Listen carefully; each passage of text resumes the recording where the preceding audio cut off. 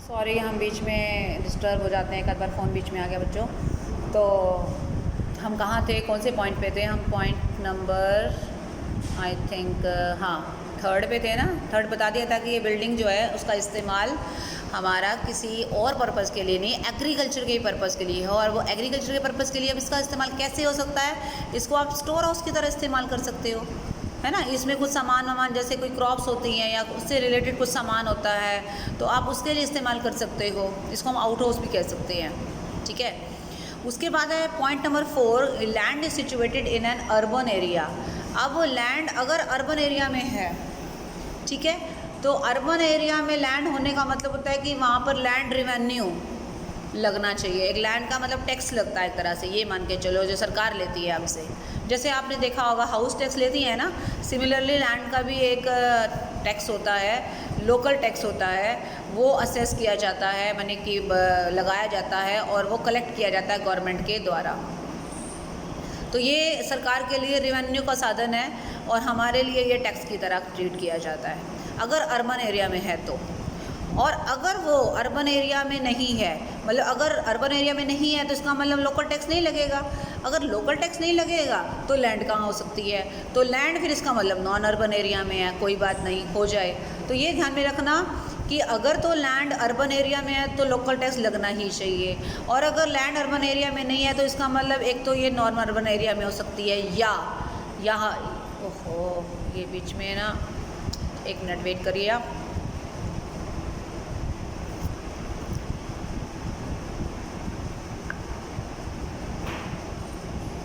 हाँ, urban area में हो, अगर नहीं है तो नॉन अर्बन एरिया में हो सकता है, और लिखा हुआ है।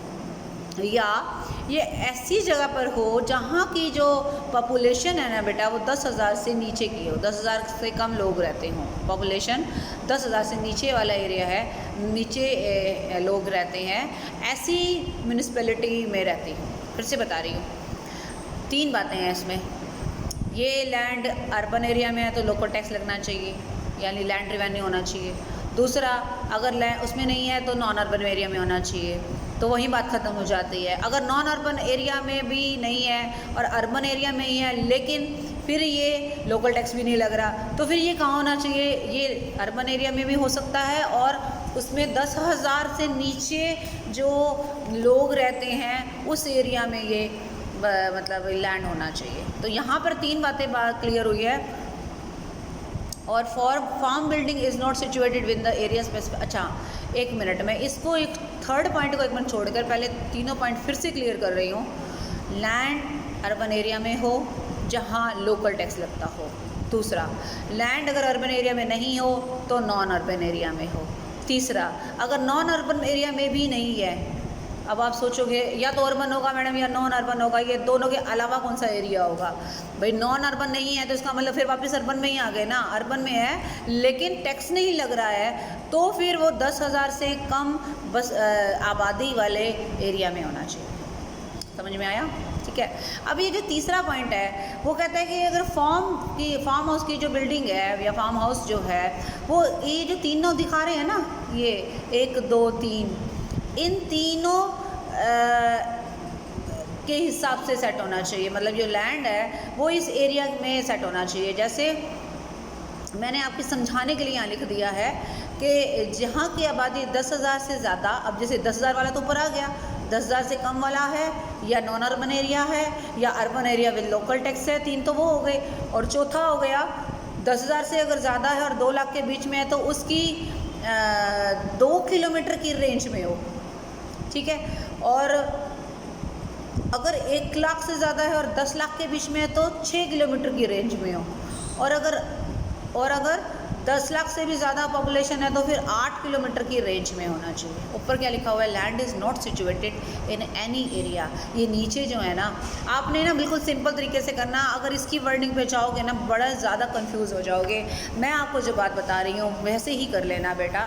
सबसे पहले लैंड या तो अर्बन एरिया में हो ये और वहाँ लोकल टैक्स लगता हो। दूसरा, अगर लैंड अर्बन एरिया में नहीं है तो नॉन अर्बन एरिया में हो। तीसरा, अगर वो नॉन अर्बन एरिया में भी नहीं हो तो फिर ऐसे अर्बन एरिया में हो जहाँ 10,000 से कम पॉपुलेशन हो, ठीक है। चौथा, अब मैं चौथे पे आ गई हूँ सीधा, वो ऐसे एरिया में हो 10,000 से 2 लाख की जहाँ पॉपुलेशन है उसकी 2 किलोमीटर की रेंज में हो, या 1 लाख से 10 लाख की पॉपुलेशन की 6 किलोमीटर की रेंज में रहता हो, या 10 लाख से ऊपर की पॉपुलेशन में 8 किलोमीटर की रेंज में रहता हो। ये 6 पॉइंट जो आपने कर लिए ना तो आपको इसका मतलब समझ में आ जाएगा। ठीक है, ये उस फार्म हाउस की बात बता रहा है जिस फार्म हाउस के बारे में हमने पहले पढ़ा है। लास्ट में कह रहा है इनकम फ्रॉम सैपलिंग्स और सीडलिंग्स। ये जो एक होता है पेड़ उगाने के लिए छोटे छोटे पहले पौधे लगाए जाते हैं, ठीक है ना, उसको हम सैपलिंग बोलते हैं। सैपलिंग एंड सीडलिंग मतलब छोटे छोटे, आपने देखा होगा नर्सरी में आप जाते हो तो आपको छोटे छोटे पौधे मिलते हैं, उसको आप अपने घरों में गमलों में आप ज़मीन में आके लगाते हैं तो वो धीरे धीरे करके पेड़ बन जाते हैं। तो मतलब जैसे पेड़ जब बच्चा होता है, छोटा होता है, तो उसे सैपलिंग या सीडलिंग बोल सकते हो आप, राइट। तो अगर मान लो मैं एक नर्सरी हूँ, मेरे पास नर्सरी वाले बैठे हैं ना, आपने देखा होगा बहुत सारे हैं, तो वहाँ पे वो क्या बेचते हैं, वो पौधे बेचते हैं, वो भी उनकी एग्रीकल्चरल इनकम मानी जाएगी बेटा। मतलब पौधे बेचने से या सीडलिंग बेचने से जो इनकम आती है, जैसे नर्सरी की वो बात कर रहा है, तो वो इनकम भी हमारी एग्रीकल्चरल इनकम कहलाएगी। ठीक है।